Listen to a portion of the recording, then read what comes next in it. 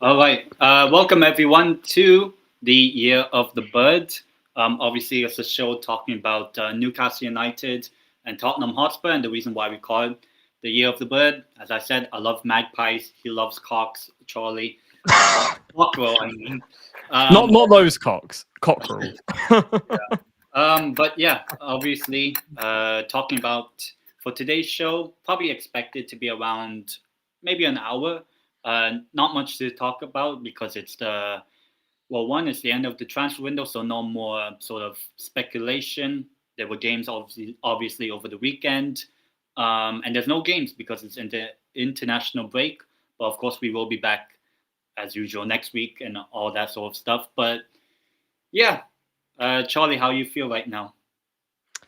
Yeah, look, happy to be on the show. Year of the Bird, looking forward to it as always. It's being streamed on both channels, 10's channel, my channel here. So subscribe to both if you haven't already, guys. Like both streams as well and get all your thoughts in the chat on everything we're going to speak about today. So yeah, big up to everyone watching as always. Yeah, look, it should be an interesting show. Obviously a pretty horrendous weekend for both of us in terms of how the games went, but definitely an interesting end to the transfer window for both of us as well. So, yeah, I'm sure, obviously, the main topic will be of a certain striker that moved to Liverpool. So, yeah, we'll get into everything. But, yeah, as always, happy to be back and looking forward to the show. So, yeah, big up to 10, big up to everyone watching, as always. Yeah, I mean, yeah, we might as well get started with it. Obviously, you kind of led to it, I guess. Talking about Alexander Isak, he has now been sold to Liverpool. Saga's over. I believe reported 125 million pounds, which is like 150 million euros, which is now the third highest transfer fee of all time after Neymar and Mbappe to PSG a few years ago. But yeah, now Newcastle, we got 125 million pounds, basically. Listen, look, it was a British record fee. Look, I said on this show my thoughts about Isak before that I think that he's completely thrown Newcastle under the bus, and that I even said that, look, just based on the way he's behaved and the way he's sort of treated Newcastle, I don't think he deserves to get his move, to be honest. But unfortunately, what was proven at the end of the transfer window was that be a dick you get your move. Like Behave. Levy. Yeah, Guehi, who behaved, doesn't get his move. That's what, unfortunately, it's proved. So, look, Isak, he got his way in the end. The way I see it is Newcastle didn't want to sell him. They didn't have any interest in selling him whatsoever, but they got backed into a corner. The player was, being a dick, basically, refusing to play. There was even a report that I read. I don't know if you saw this, 10, but I think the Telegraph reported it that near the end of the Isak, near the end of the season, he had already wanted to leave and that he subconsciously didn't want Newcastle to get in the Champions League so that maybe he'd be able to get out easier or something along those lines. But honestly, the way he's acted, it wouldn't even surprise me if that was true. So, yeah, look, he's got his move. Look, it's an amazing signing for Liverpool, but obviously it's a big loss for Newcastle, and it's a shame because, you guys are going to remember him for all the wrong reasons now because of the way he acted when he scored the goal that won you guys your first trophy in 70 years. So that's why it's a shame that you guys, the fact that Isak's kind of left and kind of gone out like this, it's not only are you losing a quality player, but you're also losing sort of a memory in the sense that you're not going to be able to look back on the Carabao Cup in the same way because he obviously scored the goal and you're not going to remember him for that now. You're going to remember him for being a snake. Big up to Zir every single time as well. You're going to remember him for being a dick, basically. So, listen, with Isak, look, he deserves to flop, but I don't think he will because he's a brilliant player.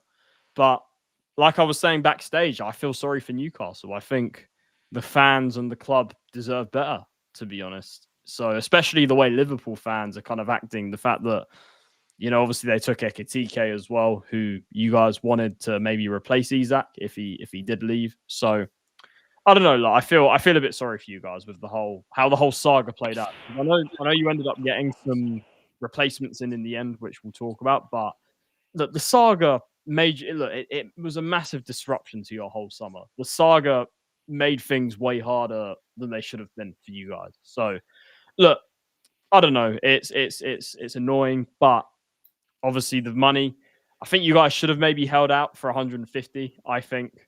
But obviously, it got to a point where, like I said, you guys got backed into a corner and you ended up accepting 130. So that's my thoughts on Isak.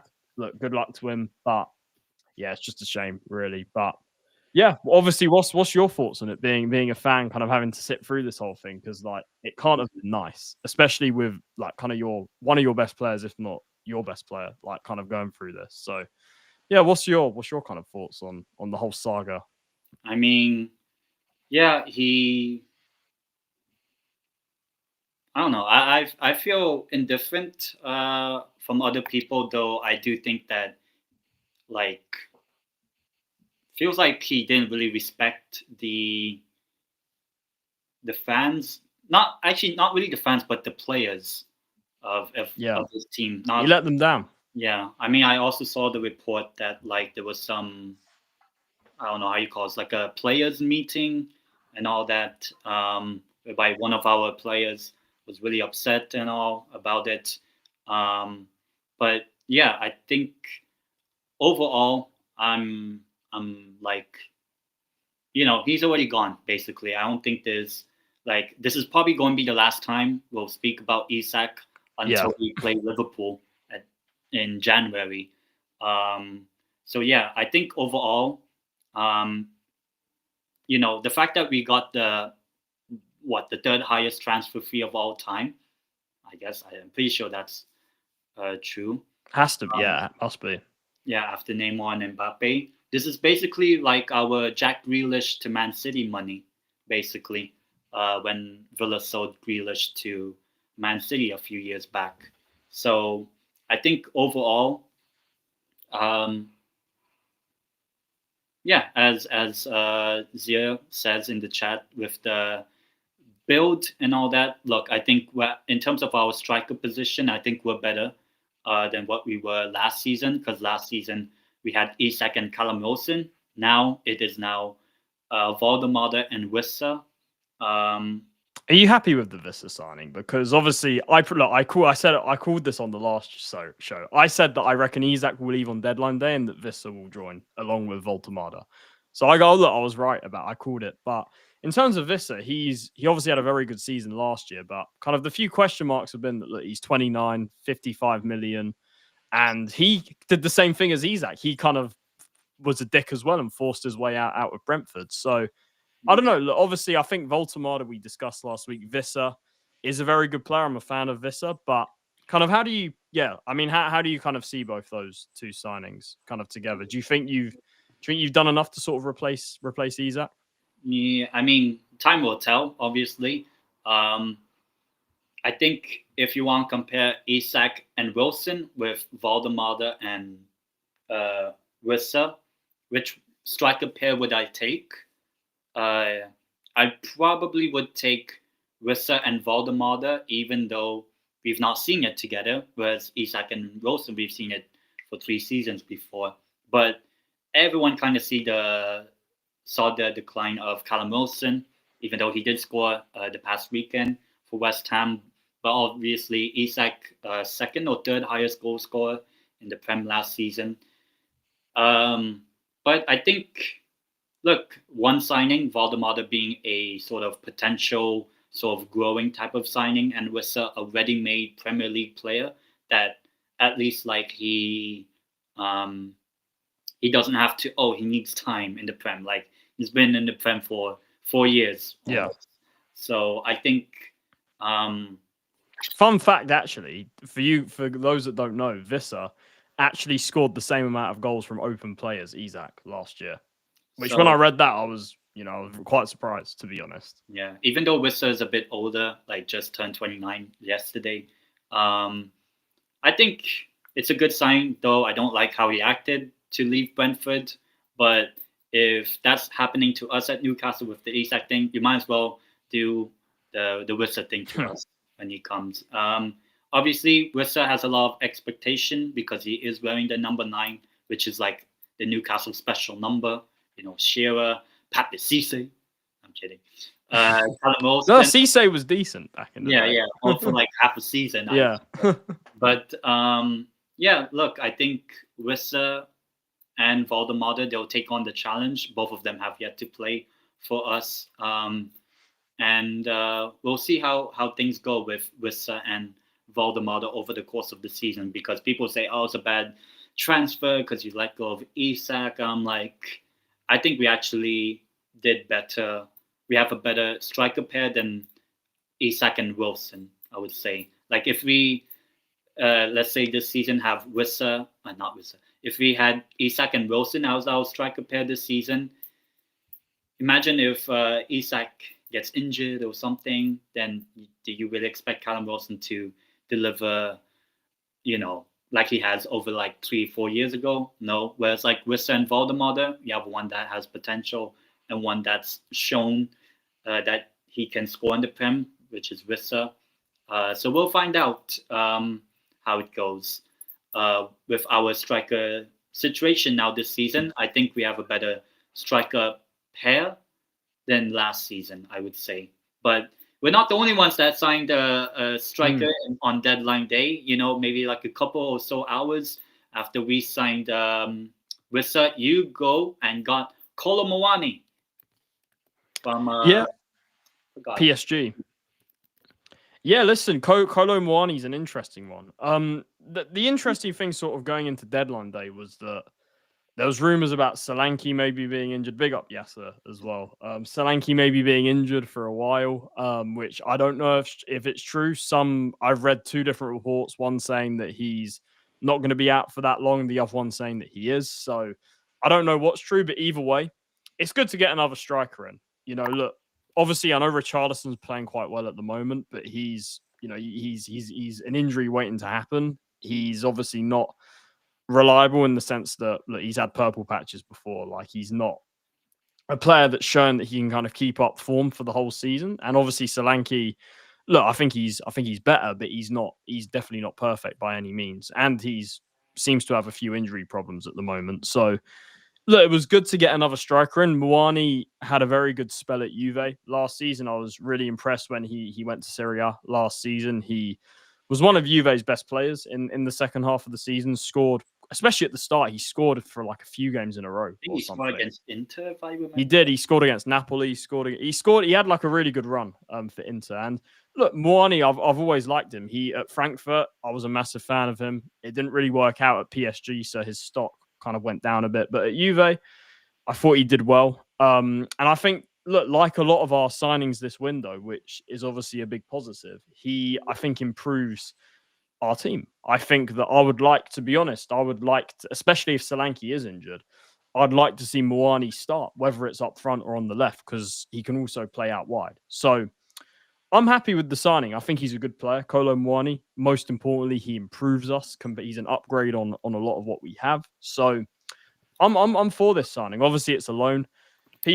Some of our fans kind of complaining that there's no option to buy and stuff. I don't think it makes a difference, because even when we have had an option to buy on these loans, Levy just gets a cheaper price anyway. Like he never actually triggers the option. He'll negotiate with the club to try and save money, as always. So for me, it doesn't. If we want to keep him, we'll agree a price with PSG probably.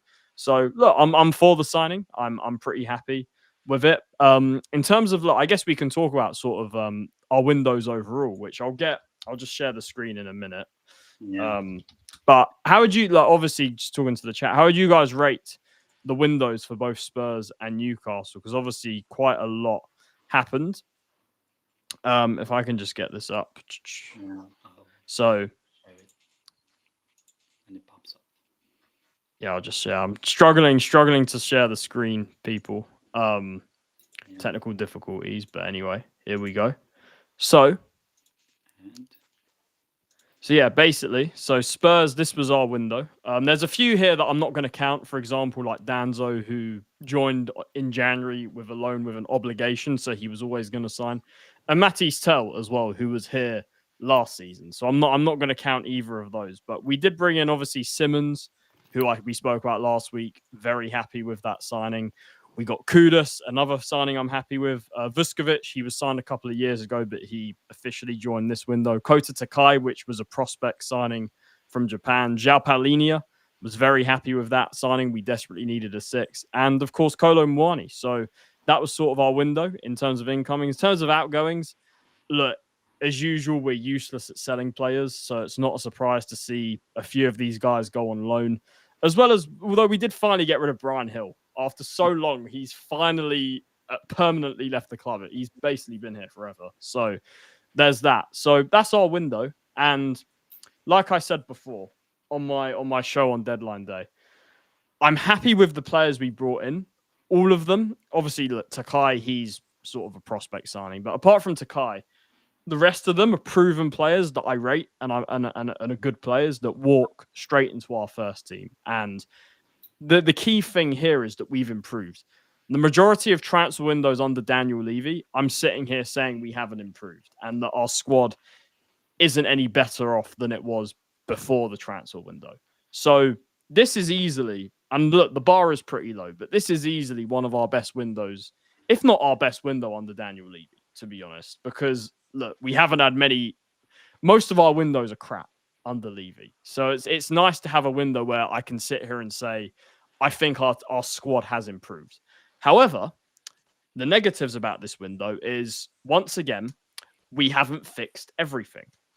When you go into a transfer window, the aim should be fixing every weakness in your squad. And once again, yes, we've fixed a lot and we've brought in good players to fix them, but there's still a couple of positions where I'm not comfortable with. For example, the left wing.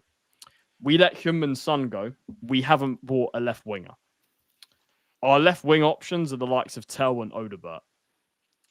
It's not good enough. It's as simple as that. Yes, I think Odobert has potential. Tell, maybe he does as well, but I'm not a fan of him. I mean, he's even just been left out of the Champions League squad after we signed him permanently. So I think that says a lot.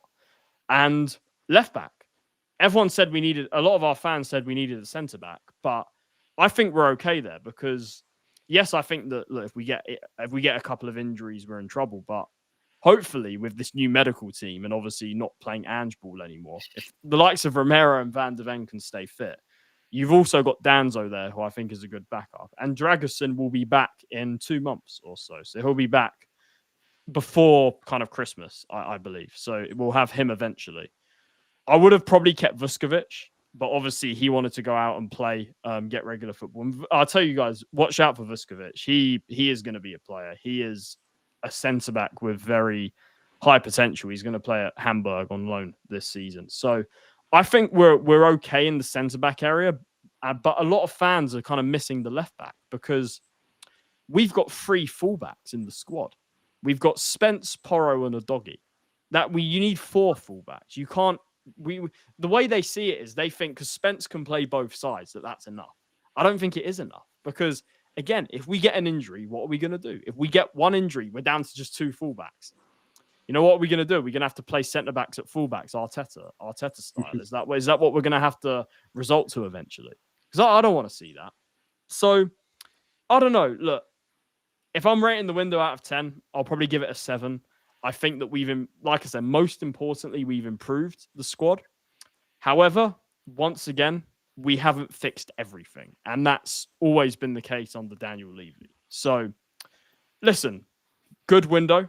I'm not going to complain too much about the window. But as always, we should have done a little bit more. I really wanted Lookman on deadline day. Lookman was a name that was being mentioned a lot. Could Spurs maybe sign him? Didn't happen, but I would have loved Lookman. He would have solved sort of that left wing problem.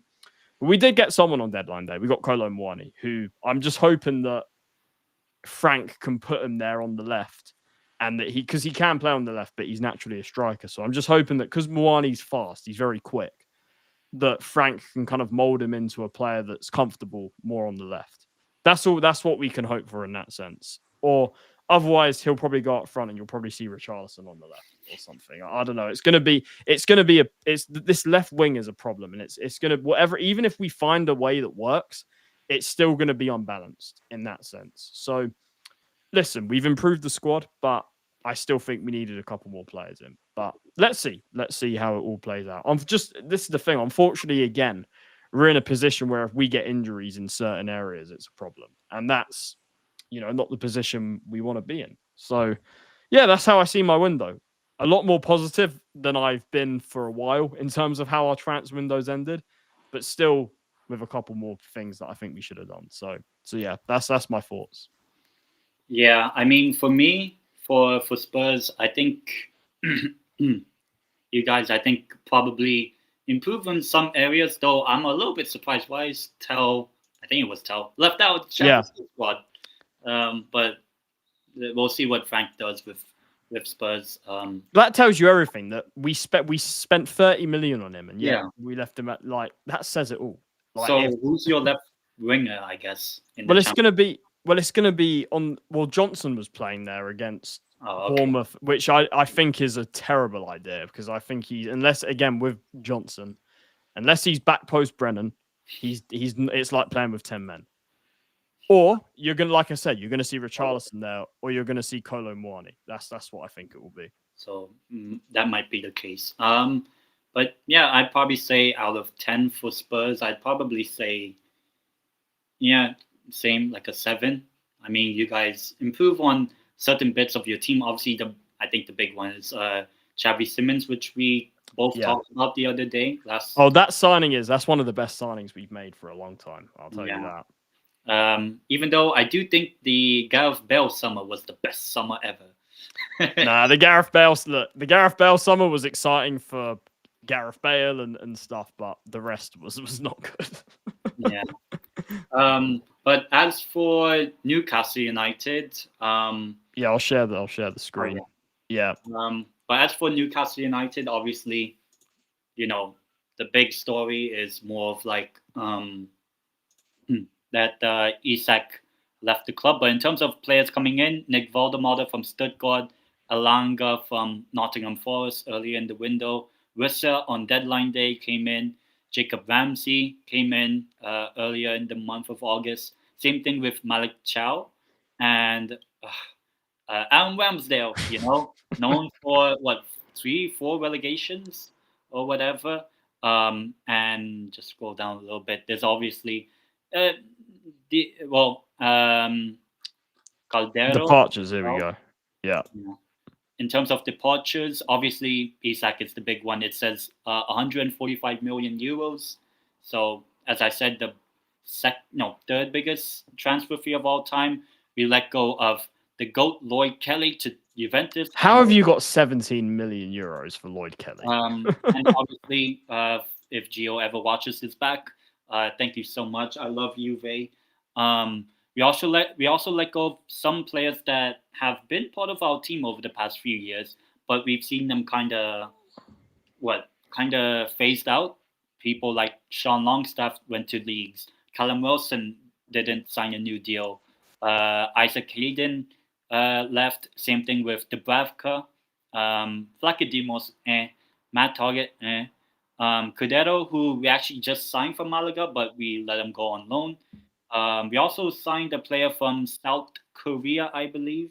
I forgot his name. And obviously, um, Sungwoo, I think. I'm not sure if it shows there. It's not. He's not on here for some reason. I'm not sure why. I think he played in pre-season against Spurs. He did. He did. So yeah, he came in. But yeah, obviously the big story is mostly people only looked at Newcastle United's transfer window as rejected by everyone. The Isak drama, which means that Newcastle should be a 1 out of 10 window, that sort of thing. But I think without that sort of drama and all that, I think letting go of Isak now with however much we got for him, I think was good because, over the years, people would complain about PSR, for example, oh, we're not squad building because of PSR. Well, we just got the third highest transfer fee of all time, 145 million pounds. I know of, or euros. I know of some of it goes to like a few clubs, like sell on clause or whatever, but we got the bulk of it, obviously.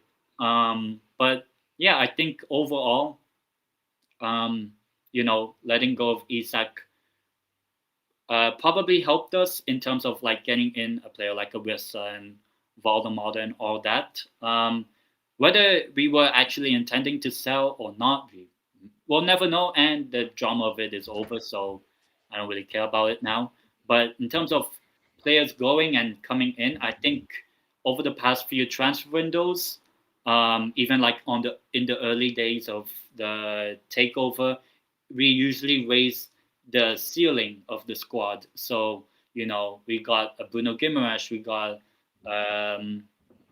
you could say Tenalia, Isak back then, and all that, which raised the ceiling of the team. But we never really raised the floor of the squad, probably until this summer, because we let go of Longstaff, Wilson, a few players that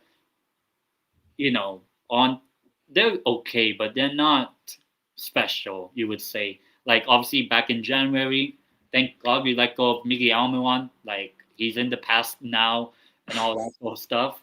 But I think this summer we raised the floor of the squad, I would say. I think getting someone like Malik Chow as backup, which means that, okay, at least if Fabian Schär becomes a bit shit because of age or whatever, you could put Malik Chow. Botman, he played against Leeds over the weekend. He did all right, but, he's becoming a little bit more of an injury-prone player, hopefully not longer. But we have Dan Burn and all that. We also see Livramento able to play both right and left back. He was pretty good against Leeds the other day. But yeah, I'd say the floor of the squad was raised, which probably means that, okay, if we have some injuries, like how we had in our Champions League season, which was terrible, at least that time, the floor of the squad was terrible.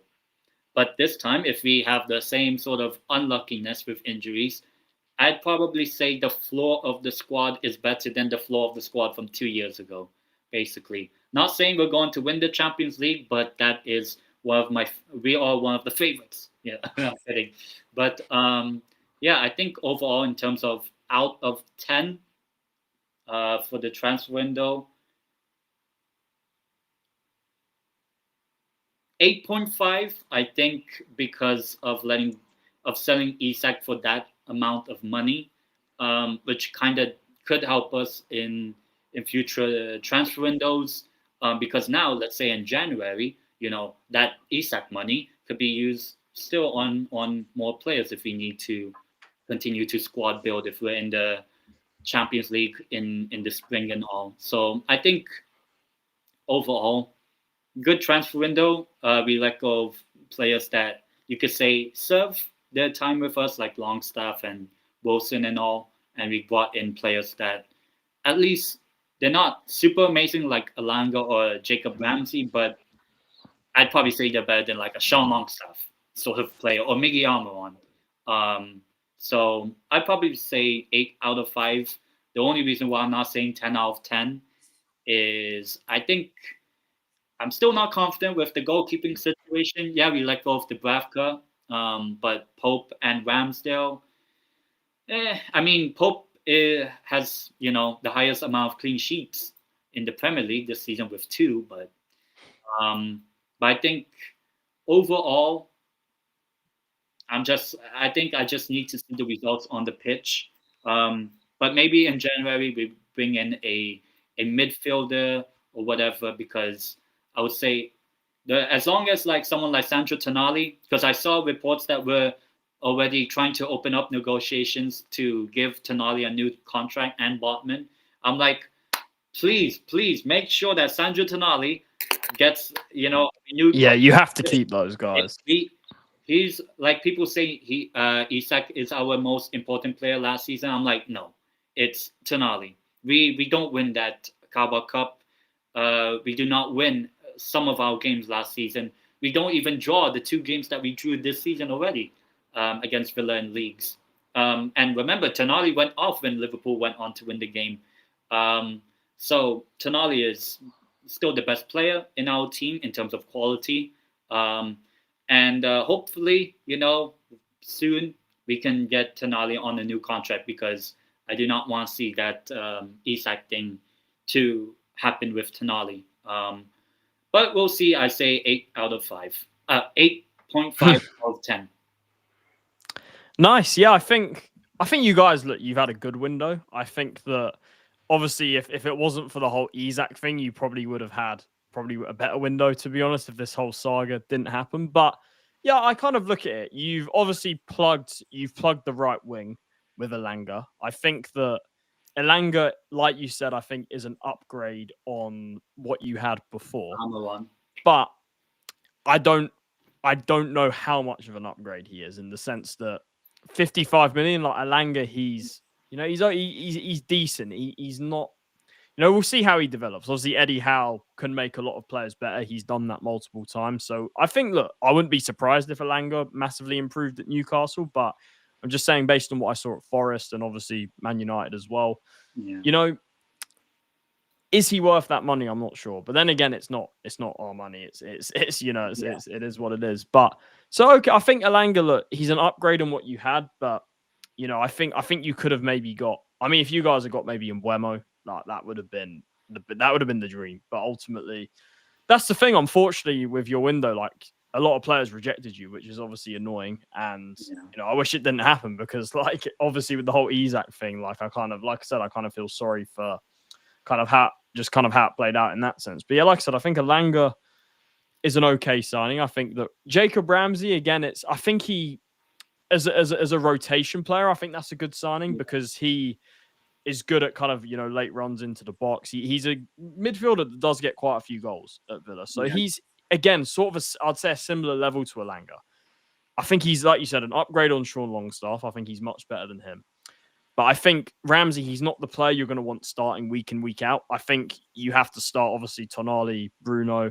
I think, well, we'll see if he gets the third midfield spot. But I think as a rotation player, like, he gives you more depth. Like, he gives you a better option to come in than what you had before.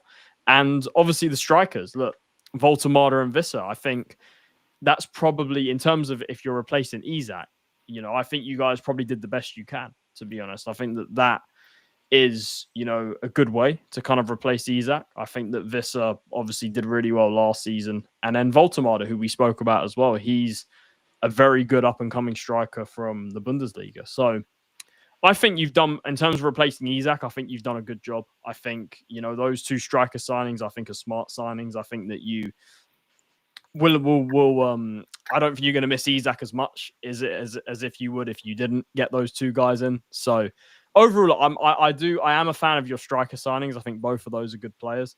I do think, look, centre back Chiao, like he's decent again, he's again similar to like Elanga, Ramsey, sort of that level. He's as a rotation option, he's not bad, and I think that he will make you guys better in the sense that he's better than like Lascelles or somebody like that who would have. Who left out the Champions League? Yeah, he's better than a lot of those guys. So he improves you in that sense. So, but Ramsdale, though, look, I have to say it, that is a horrible signing. He is awful. Ramsdale. I know it's on loan, but I know Ramsdale's not a good. The Ramsdale's awful. Like if that's. I mean, it's not quite as bad as us signing Timo Werner, but it's getting there. Yeah. So I mean, we'll find out. Maybe. Yeah. Look, again with Ramsdale, he's a backup, isn't he? Like, as long as Pope stays fit, you'll be fine. Like, I rate Pope. I think Pope is a very good goalkeeper. So overall, the way I look at Newcastle's window, I'd probably give it a 7, kind of the same as I gave our window. I think that, like I said, the most important thing that has to happen in a transfer window is you have to be sitting there at the end of the transfer window saying, we've improved our team, we've improved our squad.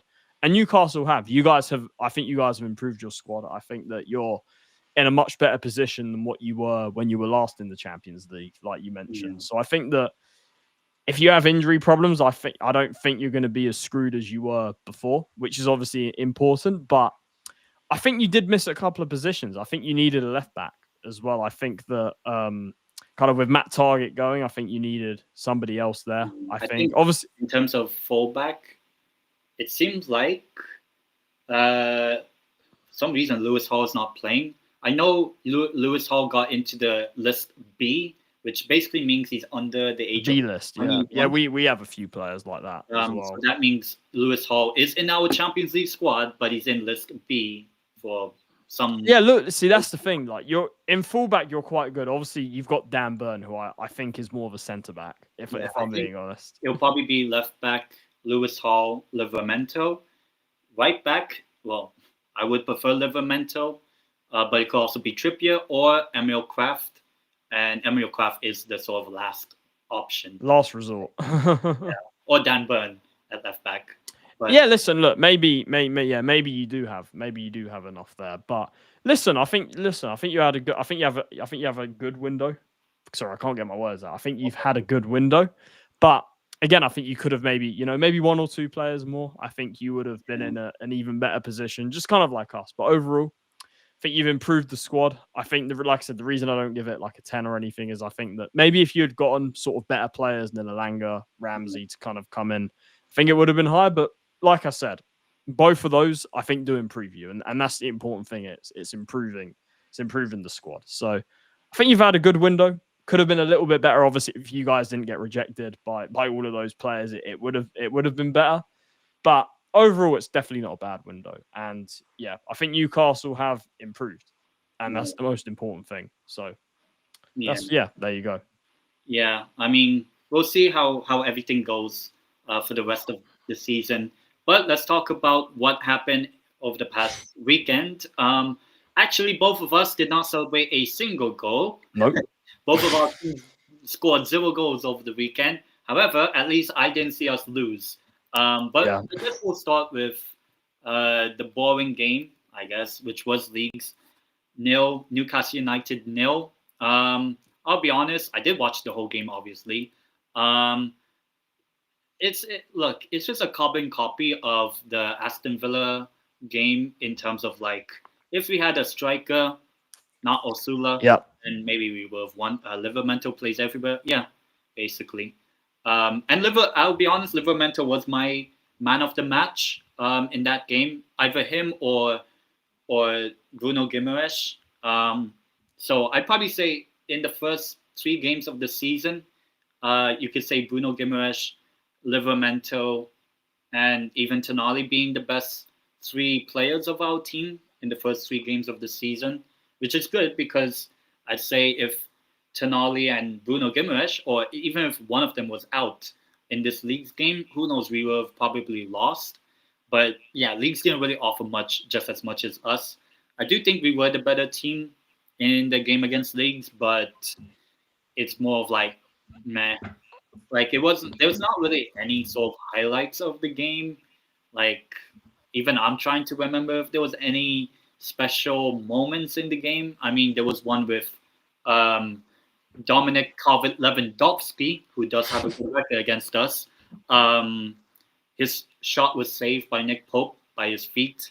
Um, but in terms of that, I don't remember much. Though, to be honest, the man of the match for Leeds, and probably the whole match actually, was Sean Longstaff. But he was actually good against us. I'm like, why can't he just do that like when he was with us? But now that he's gone, it's over. Um, but yeah, there's not really much to talk about the game. We haven't won a game yet this season. Yeah, that's the disappointing thing, isn't it? 3 Yeah. games without a win. Yeah, but what do you call this? The last time, as I said, the last time we've won a game officially or even just preseason was back against Chelsea back in May. So it's a long time waiting, but if we break our in the 21-22 season, how long did it take you guys to win a game? Because I remember you had like that terrible start to the season. Oh yeah, that was I think we beat. That was when the takeover happened for you guys. I think it was when we beat Burnley. I think, or no, yeah, when we beat Burnley, which was like December. So I think like 15 games in, and we ended up finishing 11th. I think. But yeah, I think. What was I saying? I think overall, the game against Leeds, not really much to say. I mean, if we end our winless run in next week, around this time next week, against a certain team from España or Catalonia, I wouldn't mind. But actually, in 2 weeks. That's how excited I am for for that game. In 2 weeks, actually, it's not next week. But yeah, not like if you see that momentum bar, meh. It's like back and forth, but it was really nothing. But yeah, overall, wasn't really a great watch for anyone. The expected goals, both below 1. Yeah, I think just overall, it wasn't really a good game to watch. Like, it's a game that you'll probably forget even happened during the season, and obviously, this is the last time that I hope Osula isn't the starter. Because now we have Wissa. Obviously, you guys didn't have Anthony Gordon as well, so that made your attack even weaker than what it has been. Yeah, but even then, Gordon wasn't that good in the. Still, look, he's outside of Isak, he was probably your best attacker. Yeah, so. And now he's the 4th best striker or 3rd, I don't know. But yeah, obviously, we saw Voldemort in the stands in the game because he wasn't registered in time. Who knows? Maybe if he played that game, maybe he would have scored 1 and we win that game 1-0 or something. But oh well. And I actually did expect us to start the season very slow and somewhat badly in terms of results. But now that we have Wissa and Voldemort, because I don't really want to preview the Wolves game because that's still a long time from now. That will be a next week show, guys. Yeah, next show. Yeah. Along with the Barcelona game and for Spurs the Villarreal game. But I probably would say who I think should be starting the first game back. I would say Johan Wissa should be the number 9. Well, he is the number 9, but I reckon you'll start with Wissa ahead of Voldemort because Vissa's obviously he's in the same league. So yeah, and it kind of lets the pressure off Voldemort, I would say. So I probably would say the League's game not great, nothing really to really celebrate apart from 1 point. But at least, as I said, we did not lose, whereas a team from North London, after a good start to the season, lost. Tottenham 0 to Bournemouth 1, and the goal was only in the first 5 minutes. Yeah, Just before I speak on that, I'll give my thoughts on the Newcastle game. Like, I agree. It was basically, like, I don't need to speak too long on that, but it was. I echo what you said. Like, it was, and big up to Big Bad Rob as well. It was just a carbon copy of your first two games. Like, lack of quality up front, and Leeds they probably could have won it with that Calvert-Lewin chance, like you mentioned. And this is the thing, like I said, I think Isak has cost you points. I would, if I was a Newcastle fan, I'd be blaming Isak for these losses or draws in this case, because if you guys had a striker, if you had more up front, I reckon you would have won against Leeds and you would have won against Villa, I think, or even Liverpool, but to be honest, with the way that game went. So yeah, it's disappointing for Newcastle. Obviously, 2 points from 9 is not a good start at all. But obviously, look, after the international break, I think that obviously there's, I think that's where hopefully with these new signings you'll sort of get going. So look, with the whole, oh yeah, that's a given. You guys kick their asses all the time at St. James's. But anyway, I think that it's not a surprise to see Newcastle start slowly because of the whole saga, kind of not bringing in these players earlier and stuff. So obviously disappointing, and just like you said, a very sort of flat game. It was not an awful lot really happened, to be totally honest. So there you go. But obviously you asked me about Spurs, and I will talk about Spurs. Listen, I know we're not a perfect team. I'm not expecting us to win every single game. Like, no team is going to do that. But there's a way to lose, and that is not the way to lose. That was embarrassing. And I said it in my video that I've done on the channel. That was so horrendous. Like, genuinely, we had one shot on target at home against Bournemouth. And Bournemouth are a good team. I rate Iriola. But there is no excuse at home having one shot on target. There's no excuse. Plus, it's once again the classic case of Tottenham. And that is, as soon as, because look, and this is the disappointing thing, because I was really happy with the way we played against City. I thought we played really well in that game. But here's the difference. Man City are a team that are going to try and pin you in. They'll leave space so then you can counterattack. And with Spurs, our players, our team, our biggest strength is playing on the counterattack. When a team leaves space and we can run in behind, we're actually very dangerous. We can actually hurt a lot of teams when they give us space.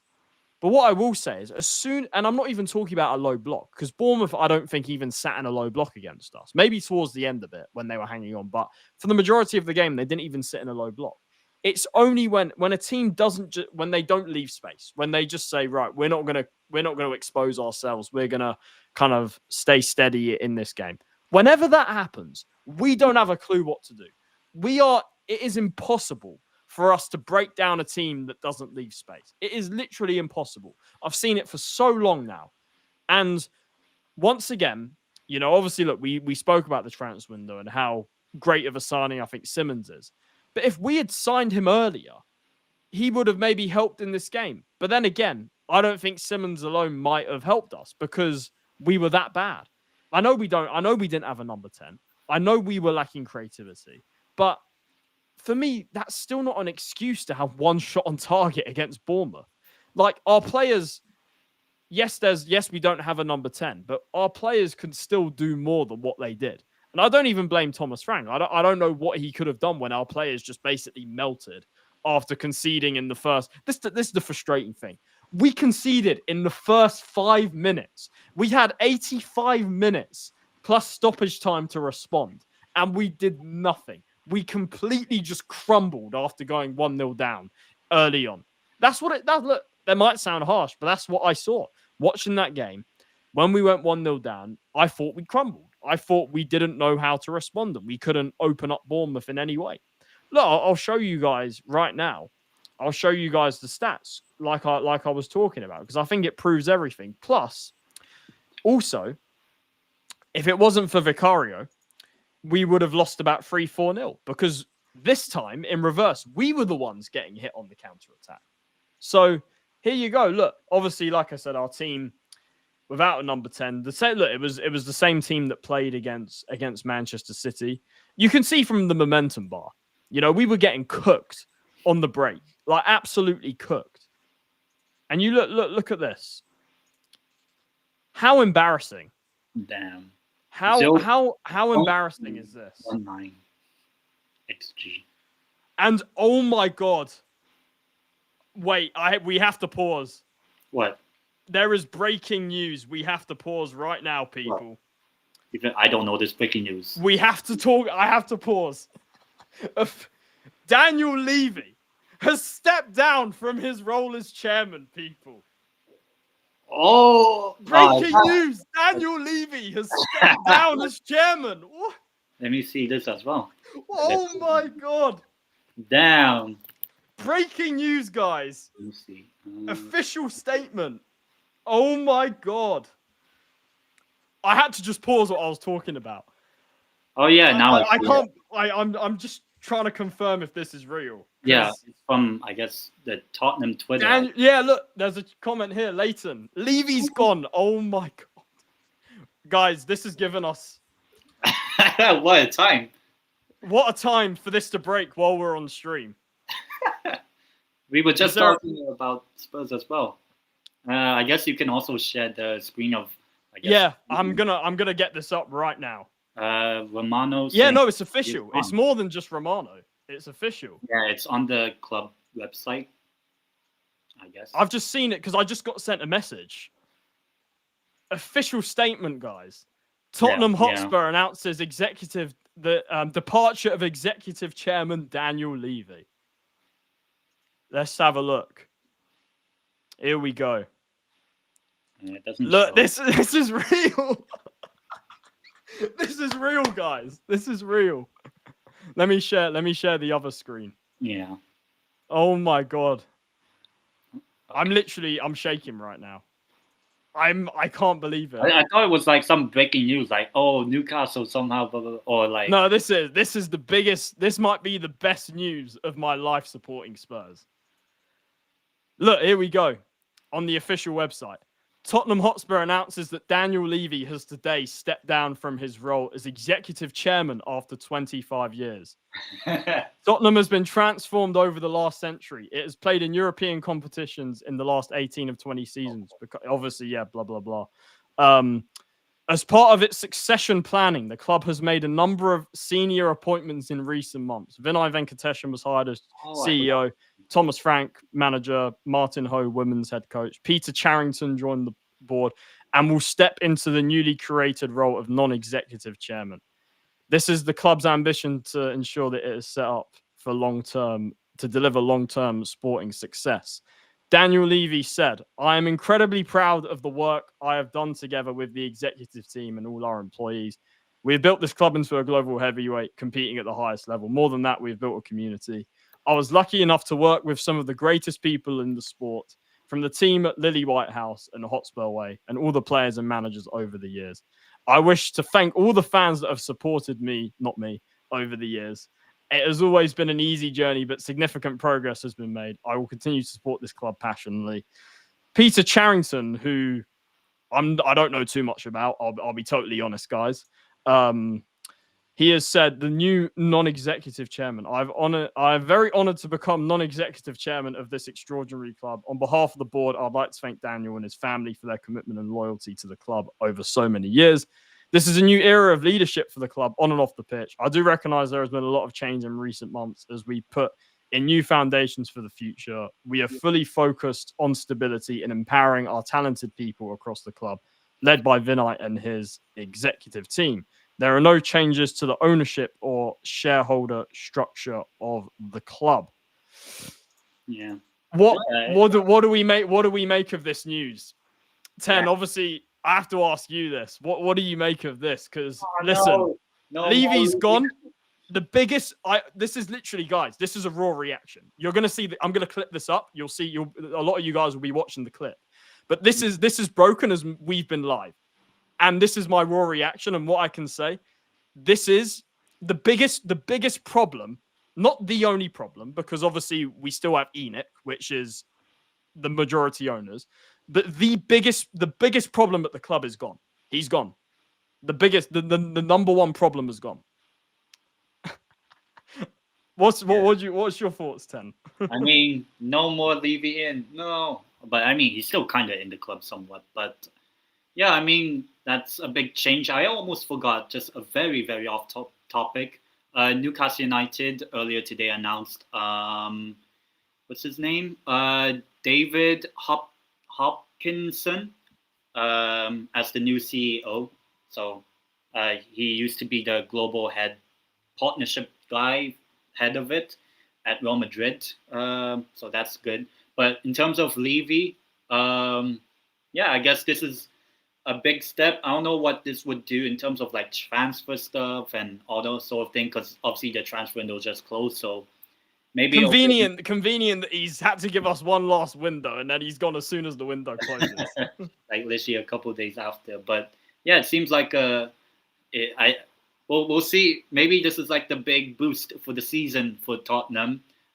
Despite we were just talking about the Bournemouth game, so that almost feels like irrelevant now. It's more about what happened. I literally had to stop what I was saying. I literally had to pause. 30 years of hurt, never. Oh yeah. But yeah, it seems like big news. Levy's gone, people. I'm still, like they said, the ownership structure they're saying hasn't changed. So that's obviously the last thing left. But this is what I kept saying about Levy for years. Look, obviously everybody knows his sort of lack of ambition when it comes to football. But one thing that I talk about a lot is that he's basically a control freak.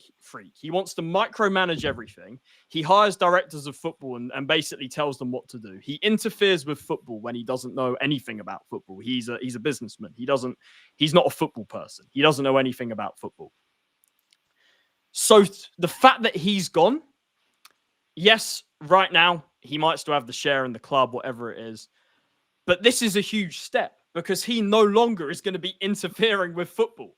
He is no longer going to be sticking his beak into every single decision regarding football. He's gone. I'm struggling to speak. He's actually gone. I mean, this is probably Tottenham's biggest win since. This is, guys. Of May, probably. Oh my god! I'm getting literally my phone's I'm getting so many messages from all my Spurs friends. I love how it's perfectly timed with our show as well, because I didn't know obviously anything about it, and you didn't know until you found out and all. But yeah, obviously big news. I don't know if we want to discuss more about Spurs losing to Bournemouth. No, we can do that. We can do that after, but. Oh, please, internet is bad. Is this? What do you call it? Rival fans beware Tottenham outcome. We'll find out. Information on. Yeah. Yeah, your stream for me. Is there any more?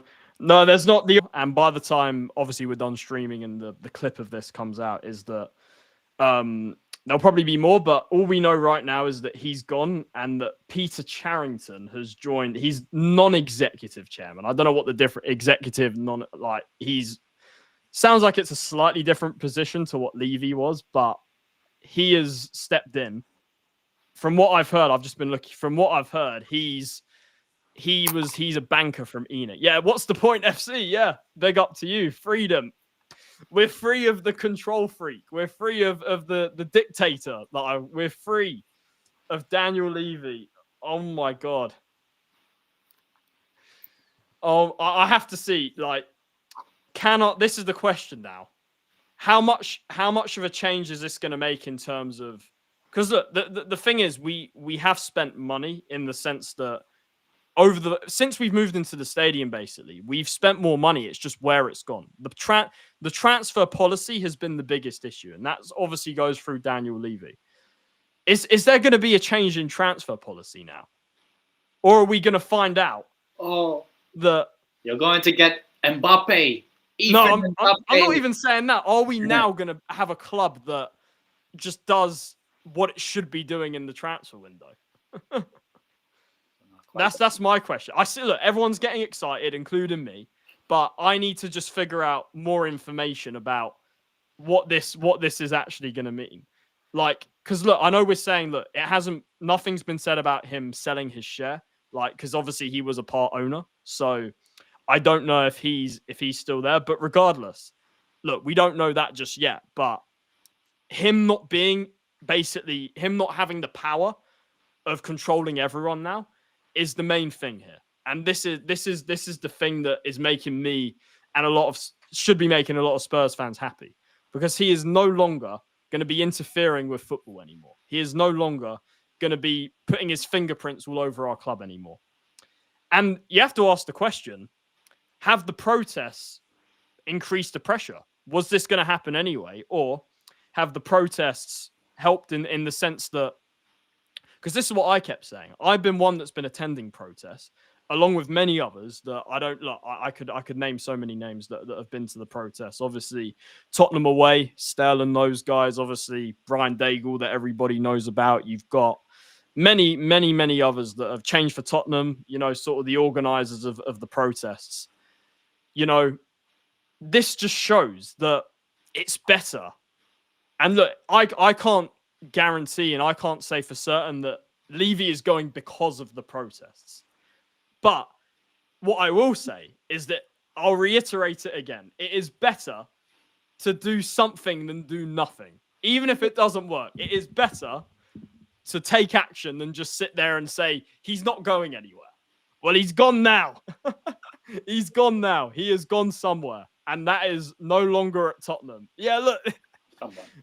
I can't believe. Look, listen, guys. This has happened while we're live. The whole show has been. I'm gonna have to change the title. I'm gonna have to change the title of the show after. I'm keeping my title. I'm gonna have to change. I'm gonna have to change it because this is.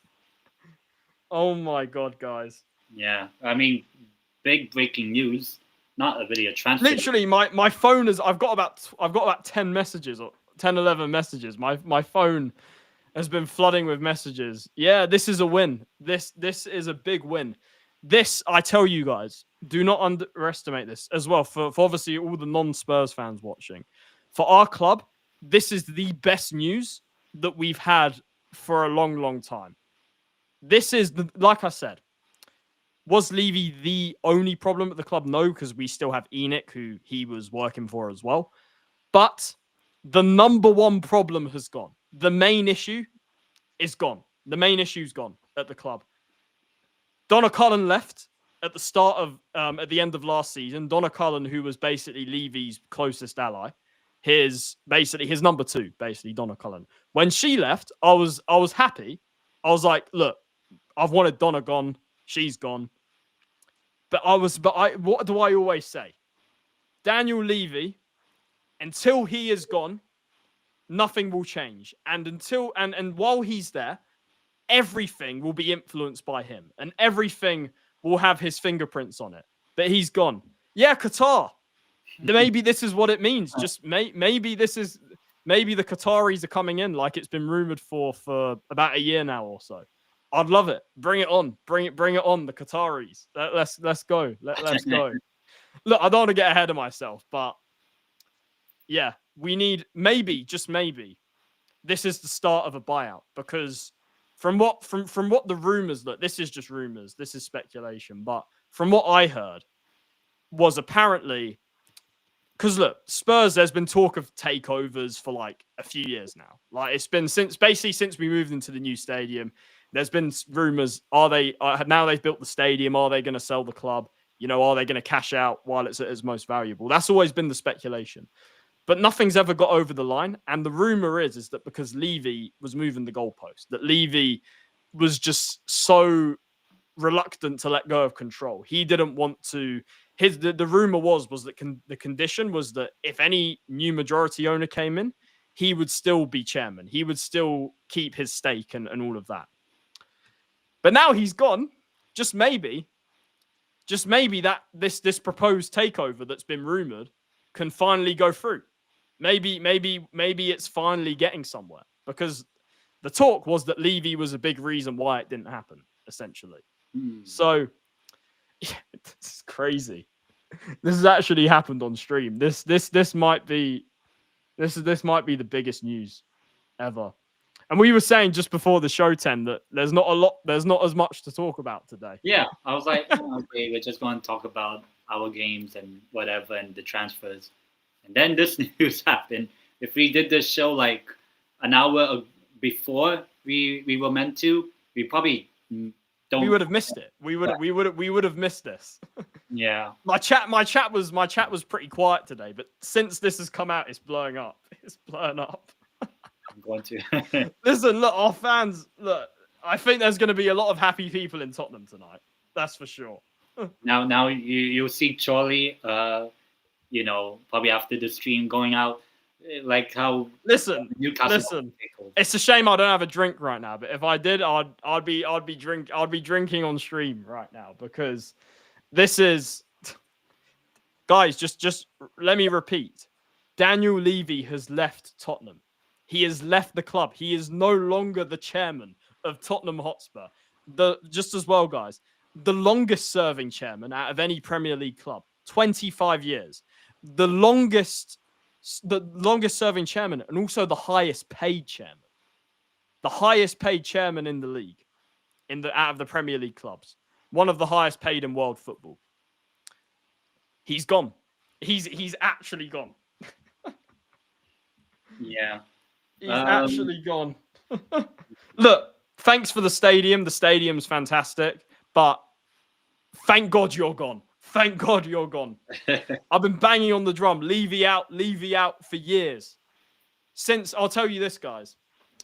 I've mentioned this a few times, but for those that haven't heard me say it, I've wanted this man gone since 2018. So that is now 7 years. 7 years I've wanted this man gone. And what made me want him gone? Obviously, everyone has their different reason for what makes them. Because look, most Tottenham fans now do not like Daniel Levy. It's got to that point. Everyone has their own breaking point. But for me, it was when he went a whole summer without signing anybody. When he told the world that the new stadium, us building the stadium wouldn't affect the transfer budget, that it wouldn't have any impact. He lied. We didn't sign anybody. We became the only club in Premier League history to not sign a single player in the summer transfer market since it was in existence, basically. Oh, man, he's gone. We're free. The shackles may or may not have been released right now, because our biggest issue is gone. And look, 10. I know you have to end soon, but we'll start. Yeah, we'll start wrapping up. But let me know what guys. Let me know. Put all your thoughts in the chat. Put all your thoughts in the comment section. If you're watching this live, or the clip of this, because like I said, this will be clipped up. And maybe you'll make another stream after this one. Maybe. Who knows? Maybe we will. But let me know what you guys are saying about this. Tottenham fans, non-Tottenham fans. This is massive news coming out of football. Daniel Levy has left Tottenham Hotspur. He is no longer the chairman, and I am buzzing. And rivals are crying. Because our other clubs were saying Levy in. Like if I was a different club, I'd be saying Levy in as well. But he's gone. But yeah, big up, guys, every single time. Yeah. I don't know if there's any, I'm pretty sure you already forgot what was the... Yeah, I was talking about the Bournemouth game, that we weren't good. And that's it. But it wasn't a great result. And yeah, we didn't play well at all, but it's been completely overshadowed now. It's been completely overshadowed. And look, I'm happy about it, because this is, I'll tell you guys, before we end, we're gonna end in a minute, but this is the news I've been waiting for. I've been waiting so long to just hear one day that he's gone, that he's resigned as chairman. Like I said, the biggest issue at Tottenham is gone. The biggest issue at Tottenham is no longer there. And then imagine you're still the typical Spurs, but I mean, imagine it would just be funny if imagine Imagine if Enoch were the problem. I know they were a problem, but imagine if they were the main problem all along.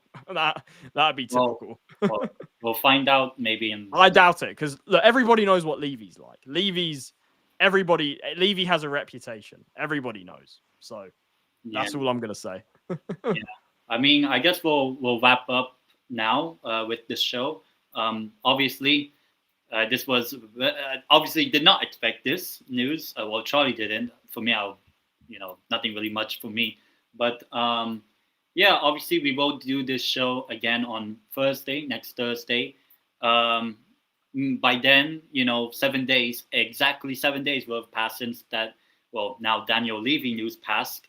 As in, like he steps down. Nothing like he's gone. He's no longer the chairman. He's no longer the chairman. So obviously we'll get more news on that over the week and all. Obviously we'll preview our Premier League games. I forgot who Spurs play. I know we play Wolves. We play West Ham away, so that'll be the next show. So stay tuned for that. We'll be previewing both our next Premier League and Champions League next week. And we're both hosting Spanish clubs, pretty good Spanish teams. But yeah, Charlie, anything you want to say before? Well, I mean, you have a lot to say about the Daniel Levy stuff. Anything you'd like to say?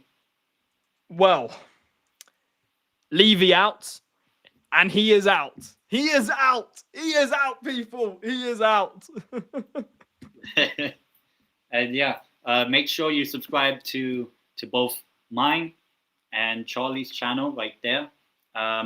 Obviously, this is dual stream, and we always do this.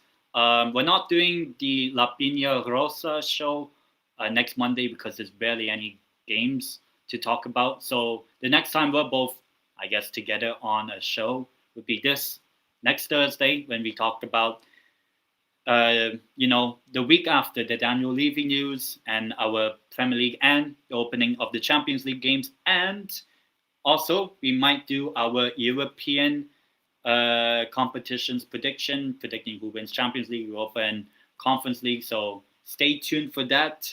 And unless Charlie has any other news to break or whatever, I guess we'll head out. Listen, what an ending to the show. What an ending to the show. Start off a bit meh, and then ends on a high. But yeah, we will see you guys